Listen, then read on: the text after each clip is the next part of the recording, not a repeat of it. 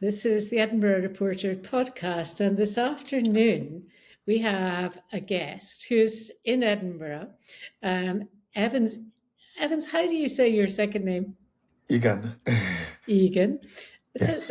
That sounds almost like an Irish name, or No, to be Celtic name. fair, yeah, no, it's quite exciting. When I got here, some of my name was just somewhere you can see around somewhere because I have a Kingsford as my middle name as well. So you go someplace you find Evans, go someplace you find Kingsford. I said, okay, it seems like this seems to be my second home.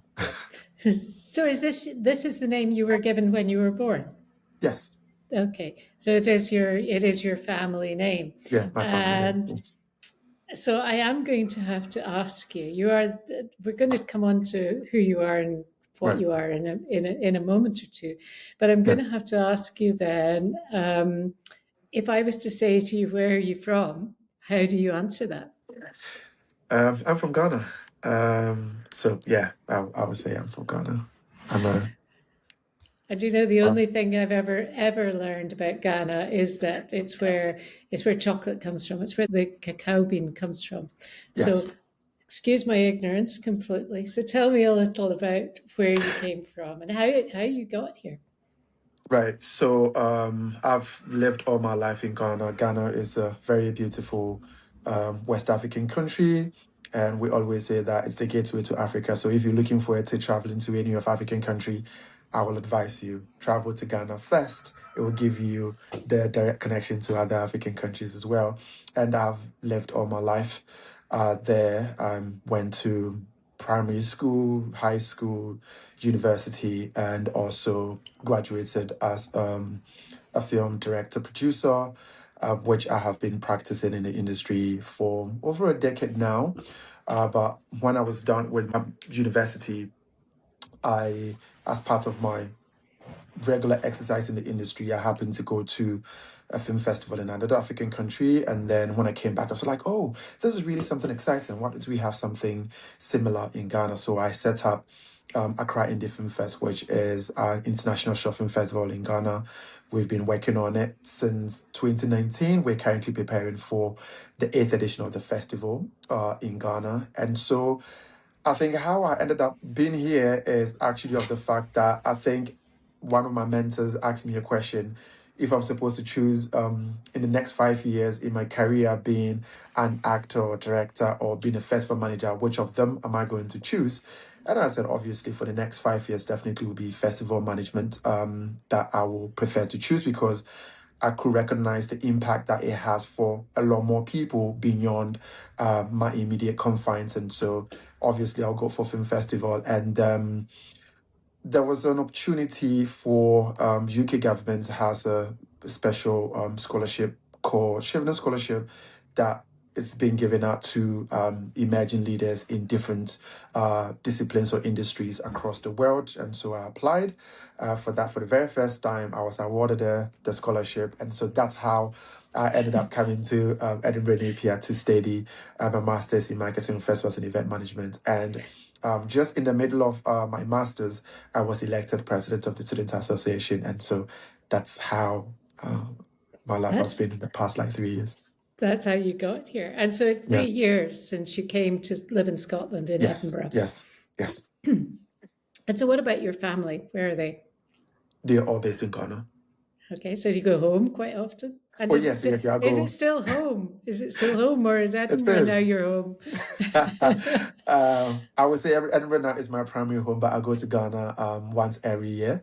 Right. So I came to Edinburgh Napier University to do my master's in marketing, festivals, and event management. And just as I gave the background that I've been running a film festival, so knowing that the goal of me trying to expand the impact and the value of the festival, there's no place probably in the world to do any festivals and event management than coming to Edinburgh. So that's how I came to Edinburgh Napier for my marketing. Um, I started in 4th of September 2023, and it's just 1 year program. I graduated on 30th of October 2024. But And then what happens after this summer?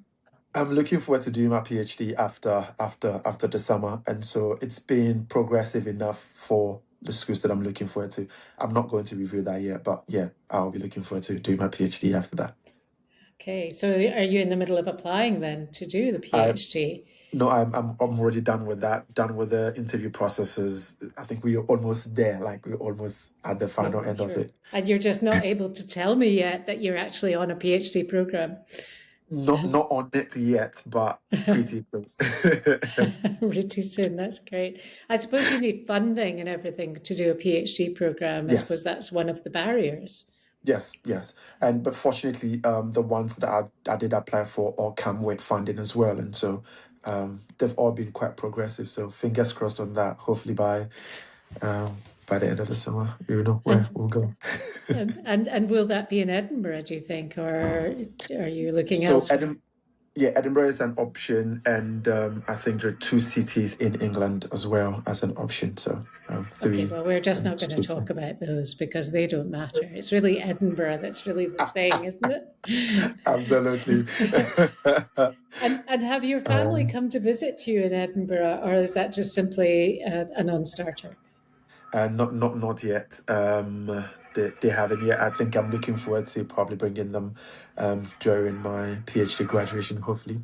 But I think I've been able to make, friends and families here that really looks like family, and that I would say doesn't really make me miss home that much. And I also always in contact with my family online on the phone and all of that. And so yeah, we Yeah. always stay So connected. who do you have back home then? Who is actually back home in Ghana?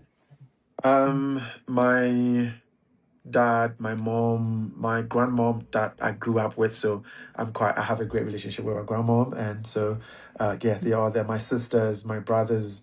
How many Yeah, brothers and sisters do you have? Sounds like you have loads. exactly. I have lots of them. I always tell some of my friends that I don't even know all of them because Oh, my dad had they got divorced, so they had separate families. My mom also had separate families, and they had separate families that I haven't met some of them. And so yeah, I actually do have loads of them, but I'm also in contact with some of them. Yeah, okay. So tell me then about your thoughts about living in Edinburgh. I mean, how yeah, did it feel completely different? You'd already set up your film yes, festival and everything, so you'd yes, already been at university, if you like, and then to yes. come here, what was it like? Was it a real culture shock? Oh, I think it's environmentally, or I think it's entirely different climate zones and weather and all of that. But I mean, we did research. We were told by some people that who have already lived here, and it's like, oh, Edinburgh is so cold. And regarding the weather, there's a best advice that Edinburgh is not really that cold. You just need to wear the appropriate coat, Yeah, and then you'll be fine. that's And right. so was something that I was looking forward to. Would I say I was really shocked? Not entirely. I would just tell you one situation that I got shocked, but I don't think I was entirely shocked. I always tell some of my colleagues here that I think in Accra, I really sweat a lot because it's a very tropical zone.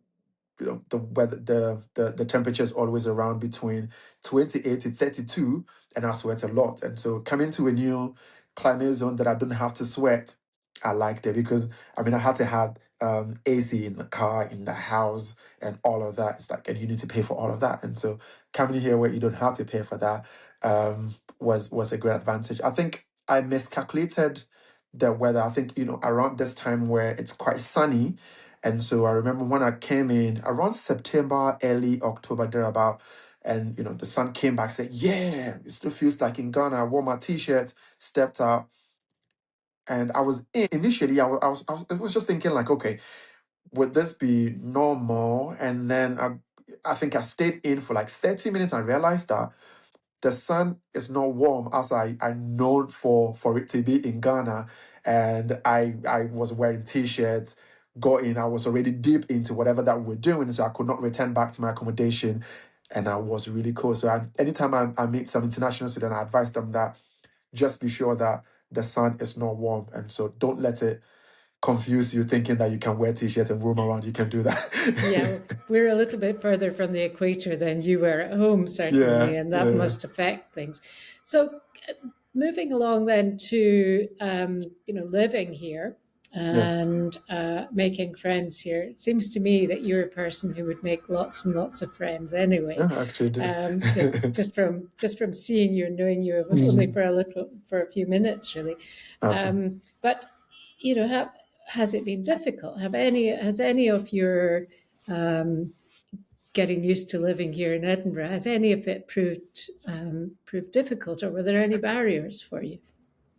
I really wouldn't say so, because immediately I got here, I think as a new environment, without really not knowing so many people around here, some of the easy communities that I had to rely on were through society, sports clubs, and I'm really quite social, and so it was easier for me to get along with, playing hockey, playing tennis, joining some of the societies. So those became my immediate friends, and then during the induction week, the university conduct about a whole almost 10 to 15 days of induction week. And so there's several activities for you to get to know so many people. I got to know so many African, and it will actually surprise you, the African community here in Edinburgh. There's really a lot of them. And so I was immediately surprised because I was thinking that, oh, I might not really find a lot of African students, and I was really shocked the number of Nigerian students from Ghana, Zimbabwe, and so just during the induction week, it was so easy for me to get to chat with them. We started going out together in the pubs and all of that. And some of them are really like my closest friends at this point in time. And whilst along my studies, I got to know so many people, and I know how to cook. And so once in a while, I invite some of my friends, both those Scottish and Africans. I just call them together. I prepare them some Ghanaian foods, and it's just always an exciting time to just be around. Sounds like we should come round to your place if you can Please do. cook. And what about outside the university? Have you made any friends outside, and how did you do that, and how easy was that? Mm. So I think before I came in, I actually posted on social media that, oh, I'm coming to Edinburgh. I'm also quite active on social media, and so some Ghanaians who are living here, probably they came to study and eventually got to live here after that. So I think one of them reached out to me, and so we met up, and then he introduced me to some other communities through church and other spaces as well, restaurants. There's actually a Ghanaian restaurant here around Haymarket, and so sometimes we just go there. And so outside of the university community, I'm also connected to other communities. There's a Black Scottish community that do a lot of hiking, especially around the summer. I got a message from one of them asking, "Oh, there's going to be other communities where, if I know people who are ready to perform the poetry, music, and all of that." So they put some of these events together. And I remember I attended during the Ghana Independence Day on 6th of March last year. There's a whole community that put event together. And then going back to your role as students Yes, president, or president of the Students' Union, that's I'm association. sure Yeah, it's probably called Students' Association. yes. Um, how has your own experience helped you in helping others? If you're somebody who's come from elsewhere and Yeah, you've made Edinburgh your home, yeah. has that helped you with any of the problems that other people have encountered? Yeah, absolutely. I think um, when you get to campus, they say I'm the most popular student on campus, but also because I just try to make myself available to have a conversation with students as much as possible.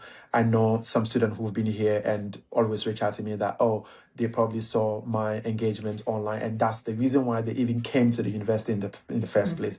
And so I've always made myself really available. I think one of the things that I did, which was quite remarkable, maybe I'm saying that because I did it, was the fact that because I feel it will be easier for students, either international students or home students, to be able to get to speak to me about what their problems are. Sometimes they're not even sure whether I will be in the position to be able to help them. And so most of what I knew, or I realized that most of the sabbatical officers in other universities were doing, drop-in sessions. So the students are supposed to come see you and then talk to you. But I decided to go to them. And so Okay. at the start of the academic year, I spent almost like 2 months just visiting students in their accommodation. Just go there, sit with them in the common room, have a chat about literally everything, and just so that they can feel comfortable to reach out to me at any point in time that they want, and also be able to tell me anything that they're going through at that point in time. And even if I'm not in the position to be able to solve the issue for them, I would definitely know the department, the office, or Mhm. whichever director's in charge, and then I can, reach out to them and say, "Hey, this is what is happening, and what can be done for the student," and that has been quite helpful in Okay. my last 2 years. I want to know a little bit about the campaign that you ran then to become president, because it seems Right. to me that you would be running a really good campaign on social media with lots of engagement and taking everybody else on. How many Yeah. people were you up against? I think the first election in 2024, I think I was up against Okay. three other candidate. But I think the second year I was actually up against more. I'll Oh, tell, and I'll tell you the reason why. I was up against, I think, either five more candidates or six more. And I always say that the reason is because I think I made the role quite exciting to see. And so they felt like, okay, yeah, let's go against him. Let's get going, man. I'm just like, so in my campaign, this was my campaign line. Do you want to vote for someone who has a track record and has been able to motivate people to want to run against him, or you want to, do you want to vote for oh, I've forgotten the line. I said, do you want to vote for the, the motivated, or the one who is motivating other people to run against them? And oh, wow, that's a good yeah. line. It's a good line. And I actually did my undergrad in film and TV production between 2012 and 2016. That makes it sound like I'm too old, but I'm not really that old. Um, you're so, spinning a good line here, Evan. but I had always wanted to be a filmmaker. I had always wanted to be an actor, and so even from high school, I started making some films with some crew around that time. But I think I just realized that, and I grew up in the village, and so in terms of what really goes into filmmaking, if you live in the village, you don't have a full understanding. You only appreciate how great it is, but not really understanding how things are done. And so, fortunately, I got admitted at the School of Performing Arts, even though I don't remember if I applied for that, but I got admitted to the School of Performing Arts. So when I got there, I just realized, okay, this is where I need to be. And I needed to take my time to learn the craft. And so I was doing a lot of theater stage performances, learning the art of film and acting at the same time. And so I remember third year in 2015, I just reached out to one of like the known directors in the industry, and I told them that I feel like I'm really ready at this point in time to get into the industry. And I remember what he said after what I told him. He was like, he was not watching, he was only listening to what I was saying.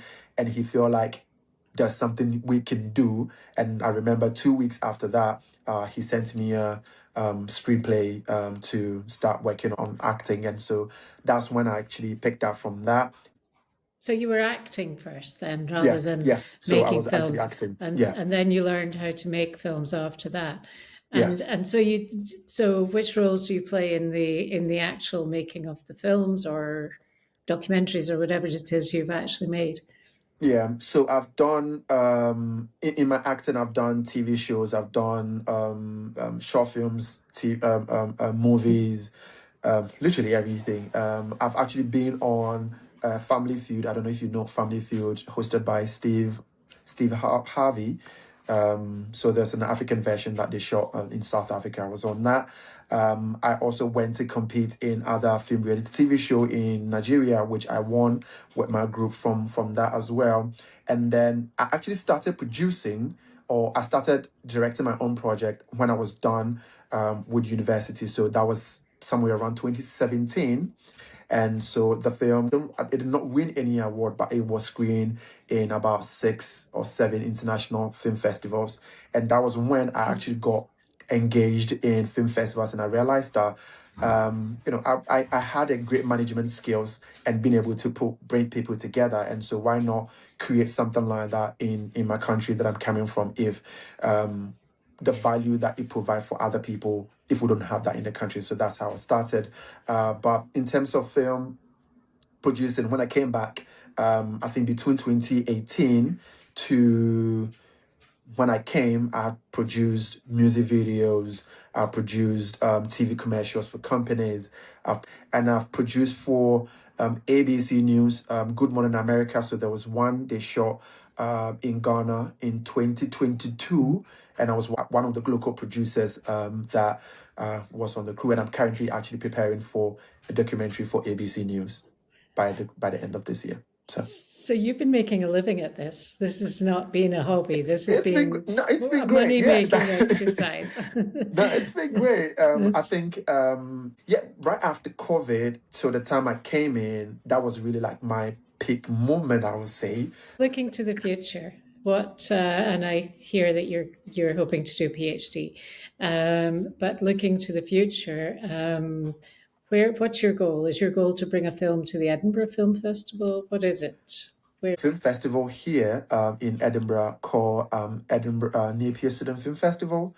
So as part of my role as the president, because I realized that for the background that I had, I did not necessarily need any vocational experience whilst I was doing a master's, but I realized that some of my mates didn't have that full industry background. And so I was like, why not the university own one, so that they don't always have to be looking for an opportunity to do volunteering roles in the industry, because we know Fringe and other several festivals, but it's open to everybody. You don't necessarily have to be a student of festival or event before you get opportunity to do that.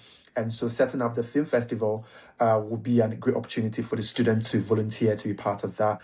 And this year we're actually preparing for the 3rd edition in November. And so it will keep running even though I'm not going to be president of the Students Association. So to round this conversation up, it sounds to me that you have had a very good experience here in Edinburgh. During your time, and obviously we kind of hope that you're going to stay in Edinburgh to do your PhD, but we will lose you if we need to. But is that what you think? Do you feel that it's been very positive and a positive move that you couldn't perhaps have had whilst living in Ghana? No, absolutely, not at all. And I think I have actually created, I think yesterday, a short few podcast of like me sharing my own experience, because I'm going to share on social media as well. But I think to be fair, I always say that I think some of my friends who first reminded me that they think I can do more if I'm not in the country. So that was how the conversation even started in 2022.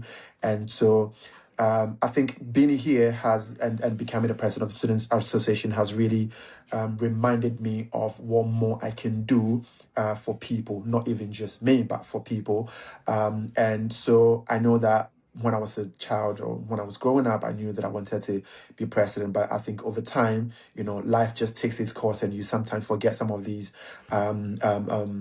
dreams. And so being here really reminded me that, hey, the dream that you had when you were a child is still valid. And so now I fully embrace the fact that I'm looking forward to not just contributing so much as I'm already doing in the creative industry, but I'm looking forward to becoming president of Ghana in the near future. President of Ghana, the whole country. This is your goal. Yes. So are you active in politics back home? So I have not really been very active in politics back home. But I think when I became president here, those conversations started picking up back home. It's like, but you've not really been active in student politics. And I said, yeah, I have not because I didn't have interest, because I had different priorities. And so just being here and being able to be in that, I'm definitely picking that up and seeing what more we can create for the people. What a terrific ambition to have. That's fabulous. In the system. And in terms of the African political landscape, Ghana is actually highly democratic, and so it's really open for literally everybody who thinks they do have the dream and passions and the ideas to be able to better the lives of the people, to pick up any or either join any political party or just set up your own and then kick it off. And so, but it's quite open, and yeah, I know that there's space for me to kick it off, and so I'll be there very soon. That's fantastic. So I could be speaking to the future president of an You never African know. nation. You never know. This is wonderful. I didn't know that this conversation was going to take this turn. but I'm very glad to hear that you have such lofty ambitions. That's that's really great. So I think, Evans, we probably covered an awful lot of what you've enjoyed about living in Scotland and living in Edinburgh. I've loved it. I need you just to give me a kind of a favorite place that you have living in Edinburgh, and where you would where you go when you're, either when you're happy or you're sad. It doesn't matter to me. Just the Meadows Park. The Meadows Park. The Meadows Park is always my favorite spot. Like, I'm sure. What is the time now? I'm sure I'll be going there somewhere around 2 4 o'clock. 5 p. Yeah, I'm sure I'll be going there somewhere 4 5 p.m. I just love the place. I just love the environment and also seeing a lot more people. And I did not even see how energetic the space was. I remember 2 years ago, I was preparing for my dissertation, and so I just took my bike because I cycle around a lot, which is really also fun. So I came to Meadows Park, and there was so many people. It was quite vibrant. I was like, oh, why am I? So it really gave me a lot of energy to go finish up my dissertation and then come join them. And so from that time, I've always loved spending Going so to much the time at Meadows. Meadows Park. Yeah. That's lovely to hear. Evans, I'm so glad to hear that you've enjoyed your time here in Edinburgh, and it's been an absolute joy speaking to you today. Thank you very much indeed. Thank you, too. Thank you so much.